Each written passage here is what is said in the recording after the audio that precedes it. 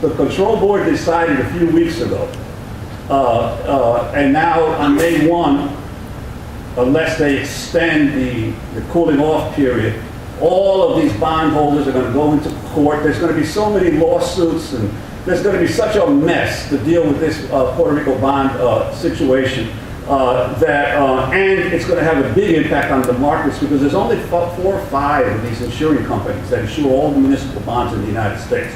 So I continue to believe that there is a potential for contagion in the entire municipal bond market if the Puerto Rico situation is not resolved, and I believe the financial community knows that. And it's hard, just because it's gotten off the front pages since the Promesa Board was established doesn't mean the problem has been resolved. You all heard about the PREPA. PREPA supposedly cut its own deal. The electric company supposedly cut its own deal with the government. They were going to take about 11%, 15% haircut, but Puerto Rico was going to pay them back the rest of their money. Well, look what this Alpha analyst says about that. 2 years ago, when PREPA ran into fiscal trouble, a restructuring support agreement was forged. Creditors were only forced to take a $972 million haircut, just under 11% of the $9 billion they were owed in PREPA bonds.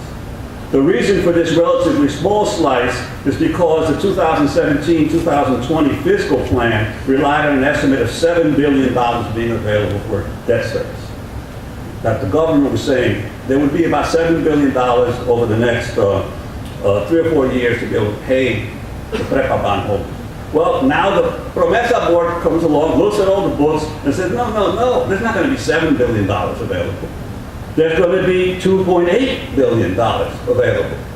That's it for PREPA. That means that deal that PREPA supposedly had for all the bondholders just fell apart in the last few weeks, and they're facing losing huge amounts of money in their debts.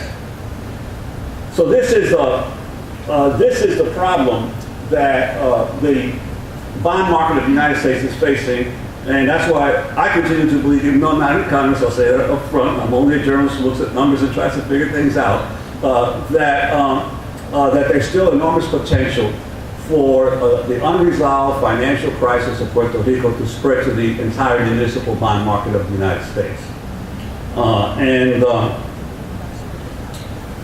Now, the bond issue and the bond crisis is part of what, as we've analyzed the nature of colonialism in Puerto Rico, how it's changed.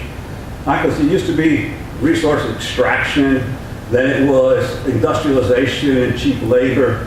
But since the 1980s, really, and then especially exploding after the 1990s, the main form of exploitation of Puerto Rico, it seems to me, has been financial.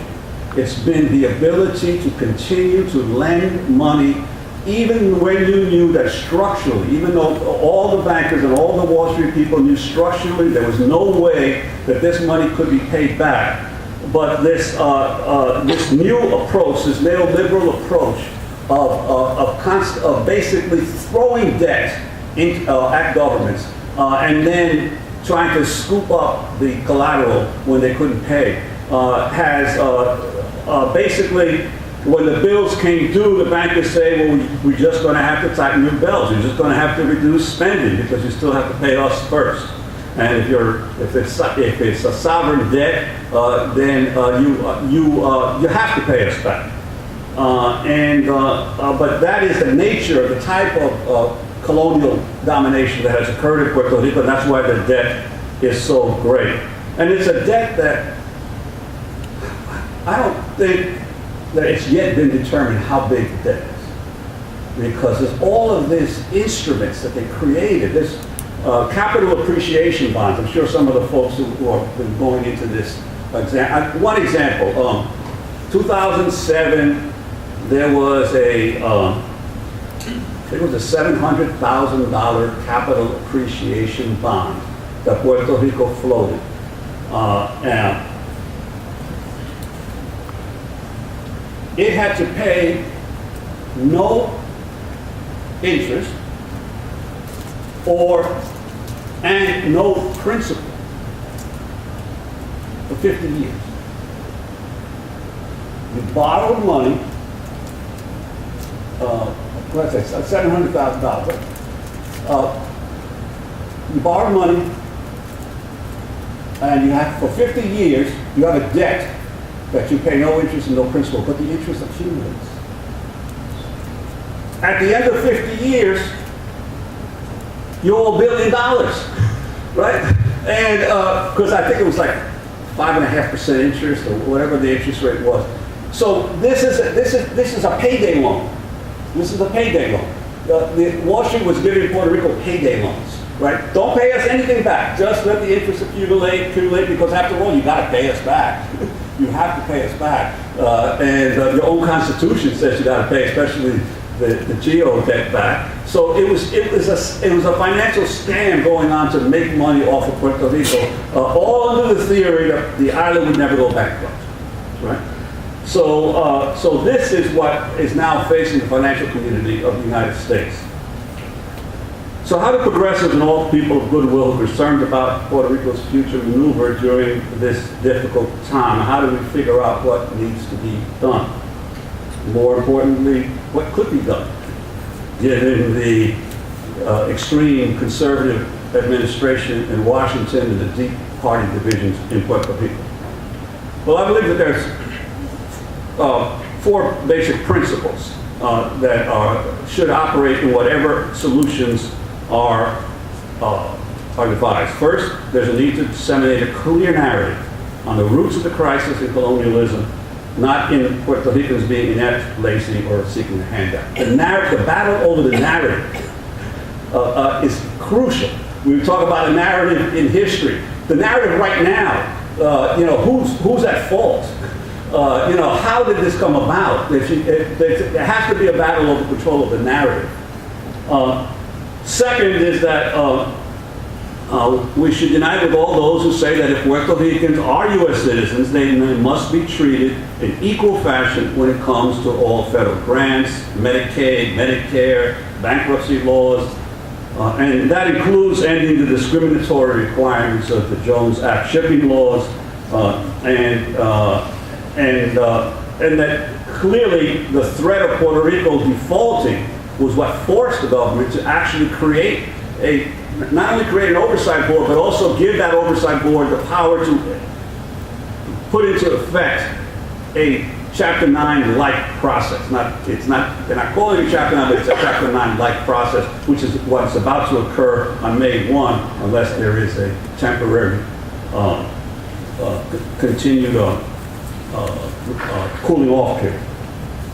And third, we should oppose debt restructuring that seeks greater austerity, lower wages or working conditions on the island. We've heard about all the 300 schools being closed, $300 million cuts, furloughs, furloughs for the teachers and furloughs for the government workers.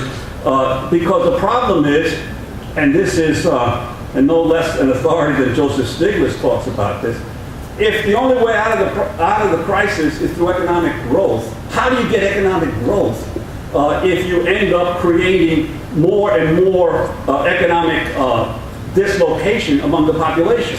You're never going to get economic growth this way. In fact, Stiglitz just did a piece with Martin Gussman and he says this: "But Promesa is bringing more problems than solutions. Recently, the board, seemingly lacking both any understanding of basic economics and democratic accountability to provide checks against its incompetence, published its demands for the next fiscal year. The board actually predicted that its proposals would turn Puerto Rico's recession into a depression of a magnitude seldom seen anywhere, a 16.2% decline in the GNP in the next fiscal year, and further decline the year after that, which is comparable to the experience of countries undergoing civil wars or that of crisis-ridden Venezuela. That is because the board's plan gives priority to the island's creditors. It arbitrarily defines a minimum that must be paid to them in the short run and forces the government to do whatever it takes to reach that goal, even if it means devastating the local economy." That's Stiglitz just a couple of weeks ago. So the control board is not only saying the bondholders have to get less money, but that even the minimum amount of money that they believe that the bondholders must get will trigger such deep cuts that it will throw Puerto Rico into a depression. What kind of a solution is that? What kind of a solution is that you're saying it's going to have to get a lot worse, and that the bondholders are going to be shaken over the fact that they're going to take 30 cents on the dollar or 25 cents on the dollar for their debt?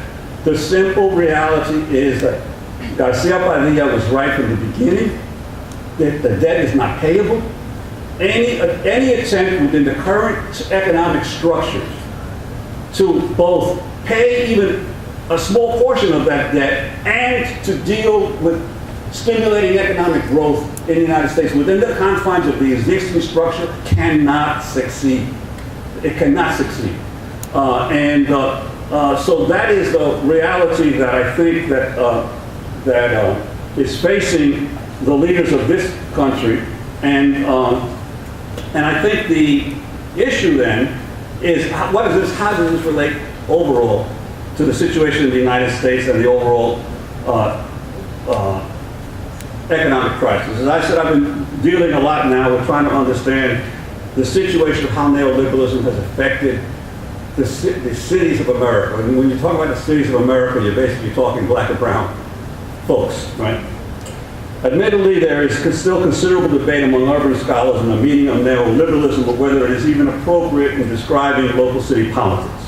Here I use the term not as a theoretical abstraction, but to outline a specific political economic project by which capital seeks greater profit through privatizing government services, appropriating major portions of the public commons, curtailing democratic accountability by public officials, and peddling increasing amounts of debts, all in the name of more efficient governance. The victory of the de Blasio coalition in New York City, I argue, represented the maturing of a new grassroots urban political revolt in America. It was an early indicator of what 2 years later would become known as the Bernie Sanders phenomenon. Huge swaths of voters rallying behind a crusade against income inequality and roundly rejecting a conservative free market worldview that has dominated American urban policy for nearly the past 50 years. No longer could the growing chasm between the ultra-rich and the rest of the country be ignored in the post-Great Recession, post-occupied world. By 2012, the nation's wealth inequality was nearly as high as in 1929 before the Great Depression, and it was 3 times greater than it had been in the 1970s. Leaders of the new movement share a starkly different vision of how cities should be governed in the 21st century, how our streets, parks, schools, and public safety services should be utilized, how our zoning, land use, and local tax policies fashion, how we